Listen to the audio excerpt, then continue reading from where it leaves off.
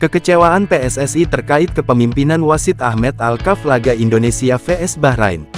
PSSI akan mengirimkan surat protes kepada Konfederasi Sepak Bola Asia (AFC) terkait wasit Ahmed Alkaf yang memimpin pertandingan ronde ketiga kualifikasi Piala Dunia 2026 zona Asia antara Bahrain melawan Indonesia, Kamis tanggal 10 Juni tahun 2024. Pertandingan tersebut berakhir imbang 2-2 dan bermain di Stadion Nasional Bahrain, Rifa. Gol Bahrain lewat Mohamed Marhun pada menit ke-99 membuat kemenangan Indonesia di depan mata langsung hilang. "Ya, kita kirim surat protes," kata anggota Komite Eksekutif PSSI, Arya Sinulinga.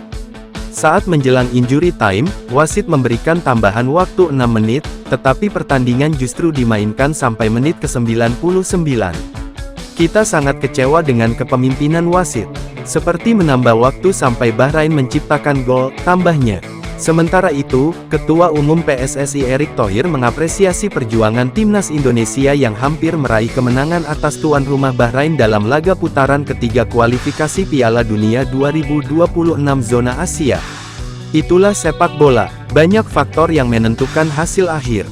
Kans kemenangan pertama harus lepas di injury time," ujar Erick di Jakarta, Jumat tanggal 11 Oktober tahun 2024 dikutip dari laman resmi PSSI. Meski belum berhasil meraih kemenangan, Erick meminta agar seluruh pemain, pelatih, dan ofisial timnas Indonesia fokus pada laga berikutnya melawan China.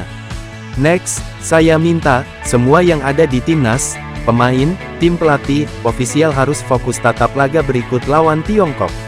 Buktikan kita bisa curi poin lebih di kandang lawan," kata Erick. Lebih lanjut, Erick juga menekankan agar timnas Indonesia segera melupakan hasil imbang tersebut dan menyusun strategi yang lebih matang untuk menghadapi laga berikut melawan Tiongkok. "Ada banyak opini tentang laga timnas lawan Bahrain itu. Tapi, saya harap para pemain dan tim pelatih sudah lupakan itu, dan susun strategi yang lebih matang untuk hadapi Tiongkok dalam 4 hari lagi," ucapnya.